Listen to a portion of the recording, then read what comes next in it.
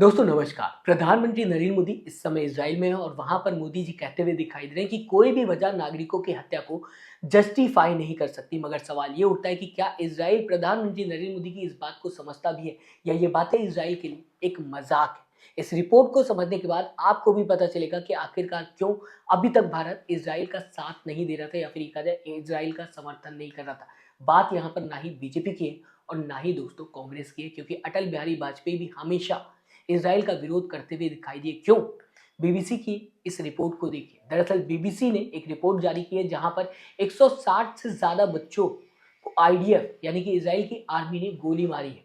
Report में यह भी बताने की कोशिश की गई है कि 95 बच्चे ऐसे हैं जिनके सर में या फिर सीने में गोली मारी गई है और जिनकी उम्र 12 साल से कम है। एक बच्ची लयान मजदलावी 2 साल की है। मीरा तनबोरा 6 साल की बच्ची है। इस रिपोर्ट में सामने आता हुआ दिखाई। बीबीसी रिपोर्ट में गाजा में बच्चों की शूटिंग की जांच की गई है। बीबीसी वर्ल्ड सर्विस ने 160 से अधिक मामलों की जांच की है, जहां पर पाया गया कि लगातार कई ऐसे बच्चे हैं जिनके सर और सीने में गोली मारी गई है, जिनकी उम्र 12 साल से कम है। जांच में पाया गया कि घटना वॉर की स्टार्टिंग और जुलाई 2025 तक की है, यानी कि वॉर की स्टार्टिंग जब गाजा के अंदर लगातार इजराइल की आर्मी घुसते हुए दिखाई दी और लगातार शूट करते हुए लोगों को दिखाई दी, और अभी जुलाई 2025 के बीच की ये घटना है। आगे क्या कुछ लिखा हुआ है बताने से पहले आपसे जरूर ये रिक्वेस्ट करना चाहूंगा कि लाइक और सब्सक्राइब दोनों ही बटन दोस्तों फ्री ऑफ कॉस्ट है, तो इन्हें दबाना मत भूलिएगा। इससे आपका कोई घाटा नहीं होगा, लेकिन हाँ जरूर इससे मेरा फायदा होता हुआ दिखाई देगा। आगे बढ़ते हैं खबर की तरफ।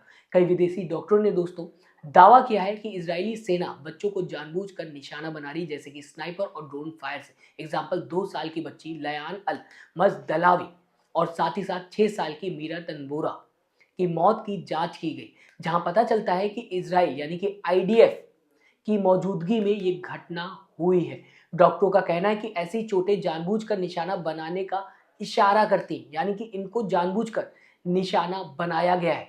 साथ ही साथ दोस्तों बताना चाहूंगा ना कि बमबारी के टुकड़ों से बच्चों की जान गई है। इस रिपोर्ट को लेकर इजरायली सेना ने कहा है कि नागरिकों खासकर बच्चों को जानबूझकर नुकसान पहुंचाना सख्ती से इस पर पाबंदी है, या फिर ये कहा जाए सख्ती से ये प्रतिबंधित है और इजराइल इस मामले की जांच भी करेगा। अब किस तरह से जांच करेगा ये फिलहाल आने वाले वक्त में पता चलेगा, या फिर सबको पता ही है। बीबीसी की इस रिपोर्ट में इजरायली स्नाइपर पर भी गंभीर आरोप लगते हुए दिखाई देते हैं। ये बताने की कोशिश की गई है कि इंजॉयमेंट के लिए बच्चों को निशाना बनाया गया है स्नाइपर्स की तरफ से।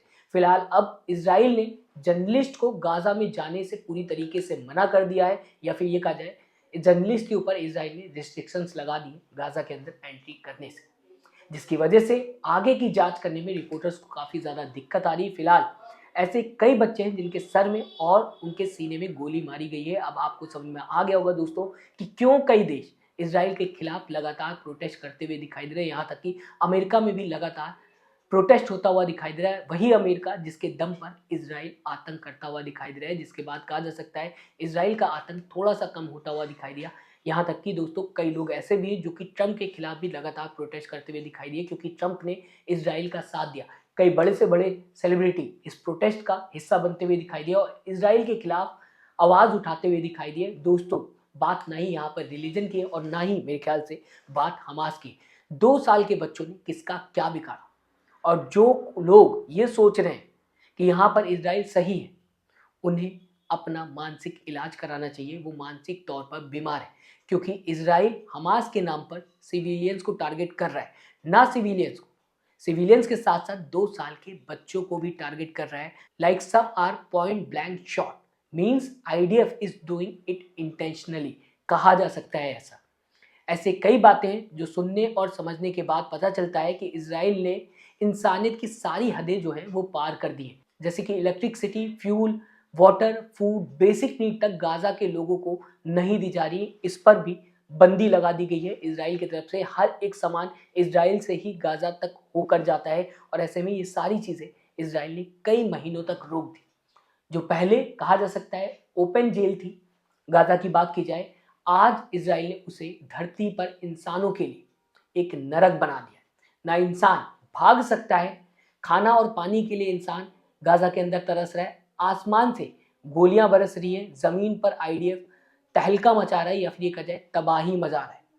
हॉस्पिटल, स्कूल, घर सब मिट्टी में मिला दिए गए, खाक हो गए। तो सवाल यही है कि क्या मोदी जी का ये बयान, ये कहना कि कोई भी वजह नागरिकों की हत्या को जस्टिफाई नहीं कर सकता, ये लाइन का कोई मतलब भी है इजराइल के अंदर कहने का? इजराइल इस बात को समझ भी पाएगा, इस लाइन को समझ भी पाएगा, इसका मतलब समझ भी पाएगा, या ये बात बात बात में बोली गई लाइन्स है जिसका इजराइल से कोई लेना देना नहीं है? उसे तो शायद लाइन का मतलब भी नहीं पता होगा कि मोदी जी आखिरकार कहना क्या चाह रहे हैं। इंसानियत के बारे में शायद ही इजराइल को पता हो, जबकि 2 साल के बच्चों को आईडीएफ निशाना बनाते हुए दिखाई दी, जिसके बारे में सीधा सीधा बीबीसी की इस रिपोर्ट में दोस्तों लिखा हुआ है। फिलहाल इस पूरी खबर को आप किस तरीके से देखते हैं, मैं चाहूंगा दोस्तों अपनी राय कमेंट बॉक्स में जरूर लिखिएगा। साथ ही साथ चैनल को सब्सक्राइब और वीडियो को लाइक करना मत भूलिएगा अगर अभी तक आपने सब्सक्राइब और लाइक का बटन नहीं दबाया। अपना दोस्तों ख्याल रखिएगा। नमस्कार।